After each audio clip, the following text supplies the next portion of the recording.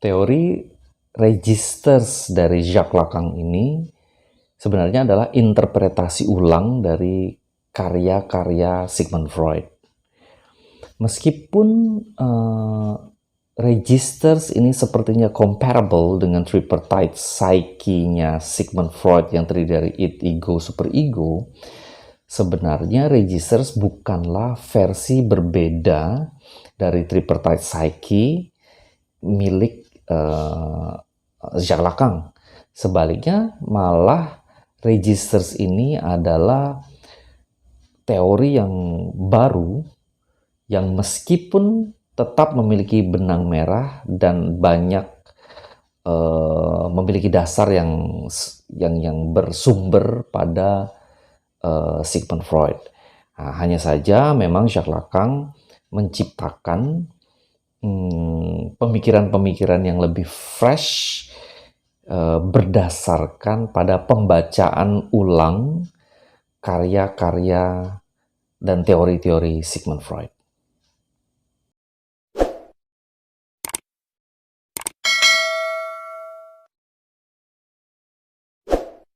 Okay everybody, welcome back to my channel. Hari ini saya akan membahas mengenai teori psikoanalisis, tetapi bukan psikoanalisis dari Sigmund Freud, melainkan Jacques Lacan. Nah, jadi memang yang unik dari Jacques Lacan ini adalah bahwa beliau ini bersikeras bahwa teorinya ini memang berdasarkan pada Sigmund Freud. Jadi seperti kita tahu bahwa Sigmund Freud itu adalah bapak dari psikoanalisis yang nantinya di kelak setelah beliau wafat gitu, itu akan melalui banyak perkembangan dan bisa dikatakan menjadi pioneer applied psychology atau psychiatrist yang digunakan sekarang. Dan teorinya itu memang berpengaruh di berbagai macam bidang ilmu pengetahuan, termasuk sebut saja tentu saja sastra, kemudian juga filsafat, bahkan mungkin ilmu-ilmu sosial yang lainnya. Nah, yang unik lagi mengenai Jacques Lacan ini adalah beliau bersikeras bahwa teorinya ini itu ya memang teorinya Sigmund Freud. Padahal ketika diperhatikan lagi, ketika dipelajari lebih lanjut, perbedaannya itu jauh lebih banyak dibanding persamaannya. Kenapa bisa seperti itu? Karena Jacques Lacan itu menggunakan metode yang diciptakan oleh Sigmund Freud sendiri, yaitu interpretasi. Jadi dengan cerdasnya Jacques Lacan ini menginterpretasikan tulisan-tulisan dan teori-teori yang diciptakan oleh Sigmund Freud. Jadi tidak menerima mentah-mentah saja, tetapi menginterpretasikan. Karena memang salah satu ciri dari psikoanalisis itu adalah melihat apa yang ada di balik teks, ya kan? Apa yang terlihat gitu. Teks ini dalam artian sekali lagi belum tentu berarti berupa tulisan ya, tetapi apa saja yang memiliki makna. Nah, jadi kita akan membahas khusus mengenai konsep registers. Jadi saya tidak akan membandingkan teori-teori umumnya Jacques Lacan dengan Sigmund Freud, mungkin one day. Tetapi saya hanya fokus kepada registers. Nah, apa itu registers? Mari kita mulai. Oke. Awalnya, in the beginning ya, Lacan itu develop 3 registers in the theory of psychoanalysis. Ada disebut dengan registers. Mereka ini adalah real, symbolic, dan imaginary. Ya, these are the psychic functions to occur within universal matrix. Jadi 3 hal ini, real, the real, the symbolic, and the imagery. Saya menulisnya terbalik di situ. Kadang-kadang juga suka terbalik-balik ya. Itu seakan-akan mengingatkan kita kepada konsep psyche-nya Sigmund Freud, yaitu id, ego, superego. Sebenarnya memang bisa dibandingkan, tetapi tidak otomatis gitu ya. Karena memang Jacques Lacan ini memiliki konsepnya sendiri gitu. Dia menerima pemikiran Sigmund Freud, kemudian mendaur ulangnya, kemudian mencari pemaknaan lain sehingga mendapatkan pemikiran baru bahwa beginilah yang sebenarnya, begitu berdasarkan pada karya-karya Sigmund Freud itu tadi. Perbedaan selanjutnya adalah karena tidak hanya 3, karena nanti setelah beberapa lama, bertahun-tahun kemudian, itu Lacan itu malah menambahkan elemen keempat yang disebut dengan symptom ya. Mereka ini adalah psychic functions, jadi fungsi-fungsi psychic, fungsi-fungsi kejiwaan gitu ya, yang berlaku secara universal. Untuk lebih detailnya, kita akan mulai pelan-pelan dari yang pertama, yaitu the real. The real refers to the unconscious elements that are outside the grasp of conscious thought. This includes drives, instincts, and desires that we cannot access through language. Nah, ini jelas-jelas mengingatkan kita kepada id, gitu ya. Memang konsepnya memang dari id, sekali lagi karena memang Lacan ini memang psikoanalis ya. Tentu saja teorinya juga merupakan teori psikoanalisis yang awalnya dicetuskan oleh Sigmund Freud. It is the unrepresentable, unconscious, and chaotic dimension of human experience, characterized by desires and drives that cannot be fully satisfied or symbolized. Jadi ada dorongan-dorongan tertentu, insting-insting tertentu yang di dalam alam bawah sadar manusia yang itu sulit untuk dijelaskan dan ada sebelum adanya bahasa. Nah, di sini satu lagi ciri dari Jacques Lacan ini adalah beliau ini masuk ke dalam bisa ditempatkan sebagai salah satu post-structuralist gitu ya, adalah tokoh gerakan post-strukturalisme, tetapi mengimplementasikan strukturalisme, jadi the continuation gitu ya. Nah, tentu saja the real ini memang tidak bisa didefinisikan. Bagaimana mau didefinisikan? Karena pendefinisian itu memerlukan bahasa. Nah, makanya dia tersimpan di dalam unconscious gitu ya. Kemudian yang selanjutnya disebut dengan the symbolic. Nah, the symbolic refers to the realm of language, culture, and society, and encompasses the rules, norms, and symbols that govern human interaction and give meaning to our experiences. Nah, ketika telah muncul bahasa, maka muncullah yang disebut dengan budaya, civilization, kemudian kemasyarakatan, di mana kemudian muncul yang disebut dengan aturan-aturan, norma, simbol-simbol tertentu yang memiliki makna, sesuatu hal memiliki makna lainnya, sehingga semakin kompleks. Di sini juga termasuk di dalamnya adalah interaksi antar manusia, sehingga setiap pengalaman kita itu terdefinisikan, mempunyai makna, dapat dimaknakan. Nah, inilah disebut dengan the symbolic. Oke, selanjutnya register atau fungsi kejiwaan berikutnya adalah the imaginary. The imaginary refers to the realm of subjective perception and the sense of self, including the individual's relations to the others and their perception to the world around them, which are shaped by imaginary identifications and misperceptions. Gampangnya, it can be said that the imaginary refers to the shared mental images or fantasies we create in our conscious minds. Jadi di sini hampir serupa dengan konsep dari Carl Gustav Jung yang juga memiliki latar belakang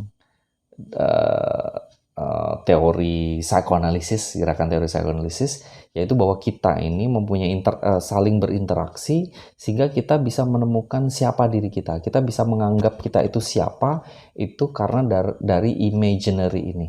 Ya, dari register yang ini.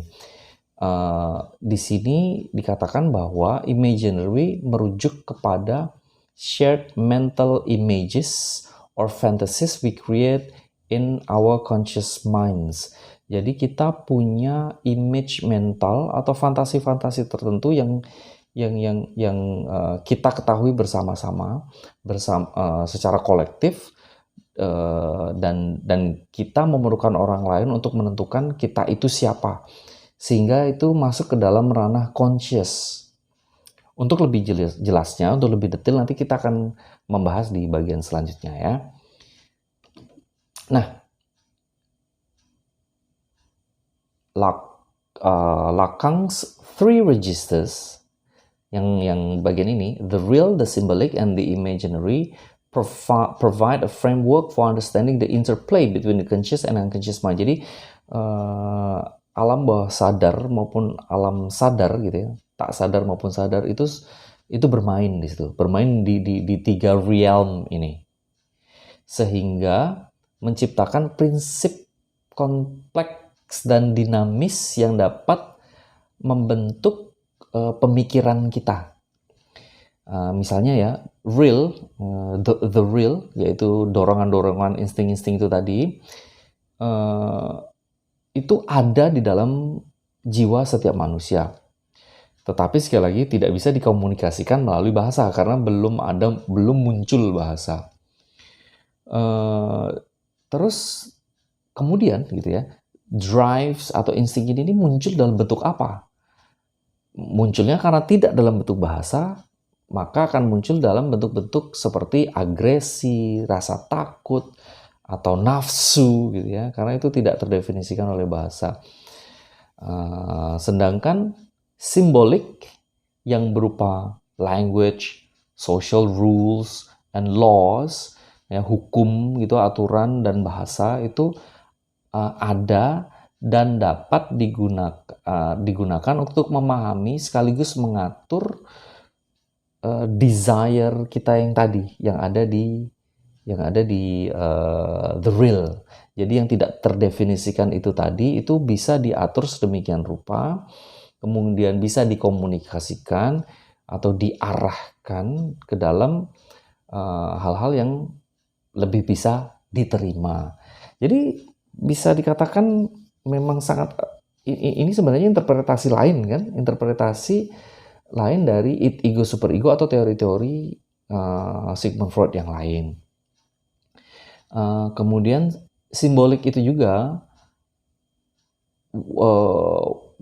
where we can form relationship with others and access our social identity, ya kan, jelas berarti dengan adanya simbolik ini tadi, maka kita bisa berkomunikasi, kemudian bisa bernegosiasi, bisa saling mengerti, dan tidak sekedar bermain-main di dunia the real tadi, yang tak terdefinisikan. Nah, dan yang bagian terakhir adalah imaginary. We create mental images that help us to cope with our desires and fears. Nah, ini kita menciptakan ranah atau dunia sadar di mana kita bisa berhadapan dengan rasa takut kita. Jadi kita bisa menentukan kita ini seperti apa, gitu ya.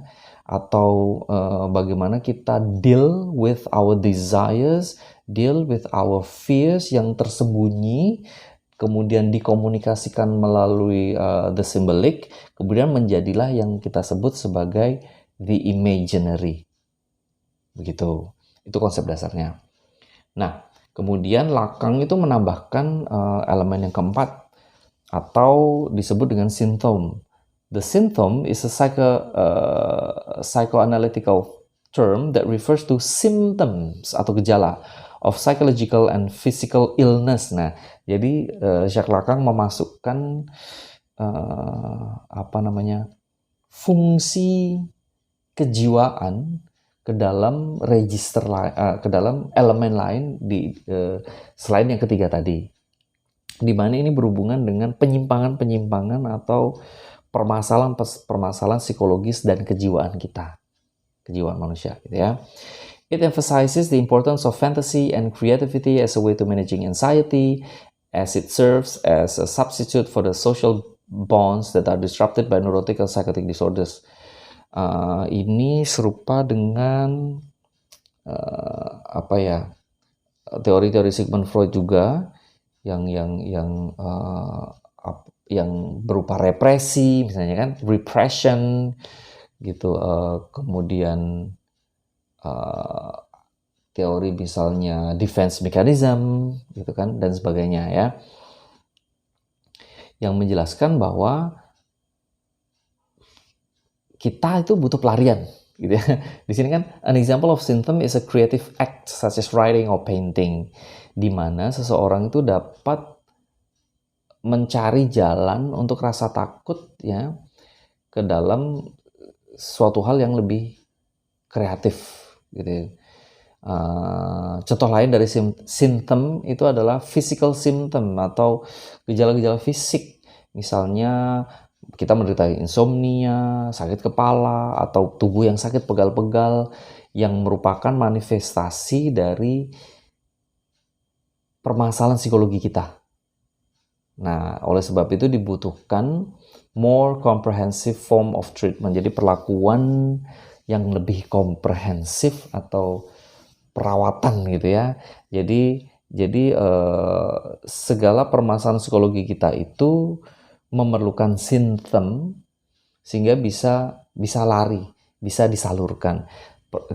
Saluran pertama itu melalui misalnya tindakan-tindakan kreatif atau seni. Sedangkan yang kedua adalah bermanifestasi atau berwujud rasa sakit secara fisik yang sebenarnya itu diakibatkan oleh pikiran, stres gitu, depresi dan sebagainya. Nah, berhubung kita ini berhubung saya ya berbagi teori untuk diaplikasikan kepada penelitian sebuah karya sastra, maka kita akan lihat bagaimana aplikasinya dari teori registers ini dalam penelitian sebuah karya sastra. When analyzing a literary work, Lacan's theory of registers can be used to gain insight into characters' inner world.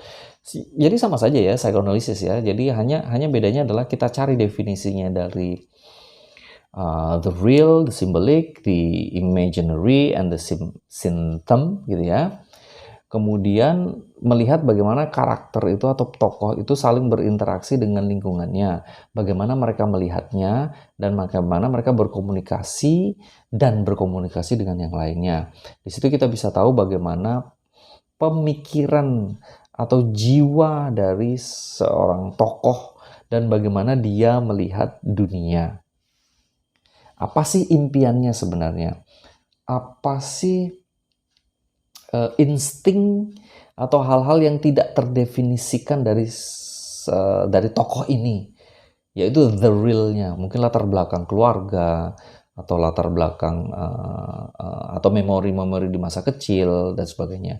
Kemudian kita lihat ya serupa dengan super ego, ada apa yang terjadi dengan lingkungannya, begitu kan? Terus bagaimana dia melihat dirinya sendiri akibat dari apa yang dikatakan orang, atau apa yang orang nilai terhadap dirinya, atau apa yang dia anggap diri dia, apa yang dia anggap tentang dirinya sendiri. Biasanya kalau di novel itu kan ada monolog kan, ada penjelasan atau definisi tentang siapa dia sebenarnya. Nah, itu masuk dalam imaginary. Dan kemudian untuk pelariannya, permasalahan psikologi itu jelas gampang ya. Permasalahan mental itu gampang sekali untuk dilihat, di mana dia stres dan sebagainya. Nah, itulah masuk the symptom tadi. Nah, itulah bagaimana cara untuk mengaplikasikan teori ini. Gampangnya bisa dikatakan teori registers dari Jacques Lacan ini itu sedikit banyak memang resembles psikoanalisisnya Sigmund Freud, karena memang Sigmund Freud adalah yang pertama membangun pondasinya ya, pondasi teori ini. Maka ada istilah-istilah yang sama, kemudian ada konsep yang serupa. Nah, caranya hanya membedakan bagaimana Jacques Lacan ini melihat hal-hal psikologis tersebut, kejiwaan tersebut, perilaku seseorang tersebut. Nah, register bisa digunakan untuk melihat bagaimana dia berinteraksi dengan orang lain, bagaimana dia melihat dirinya sendiri, kemudian bagaimana instingnya atau bagaimana drives-nya, dorongan-dorongan yang tak terdefinisikan itu tadi membentuk karakternya. Kurang lebih seperti itu. Nah, ini adalah beberapa sumber, banyak sekali, gampang sekali juga untuk mencari sumber mengenai teori-teorinya Jacques Lacan, karena memang Jacques Lacan ini cukup terkenal ya. Misalnya Sean Homer yang judulnya Introduction, atau pokoknya khusus membahas tentang Jacques Lacan ya, baik pribadinya maupun teori-teorinya. Kemudian ada Jean-Luc Nancy, kemudian Philippe Labarthe gitu ya. The title of the letter, A Reading of Lacan gitu. Dan masih banyak lagi sebenarnya,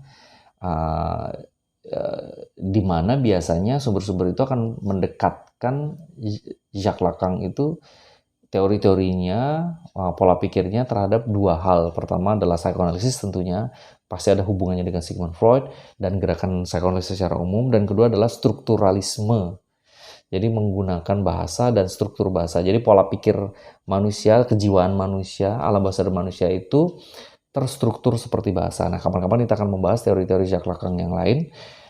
Untuk sementara, ini yang bisa saya bagikan kepada teman-teman.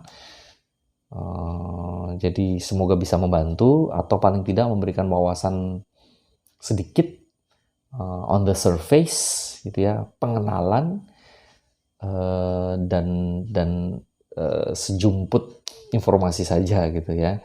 Nah, tetapi tentu saja teman-teman, saya butuh teman-teman sekalian untuk berkomunikasi kepada saya dengan memberikan komen atau request atau tanya apa saja. Bila pertanyaan tersebut memang mendetail, mungkin akan bisa saya pertimbangkan untuk menjadikannya konten tersendiri sehingga kita bisa membahasnya dengan detail. Okay, so everybody, thank you very much for watching, and don't forget to subscribe, like, and comment. So I hope everything is fine there. One more time, thank you very much, and see you. Goodbye, everybody.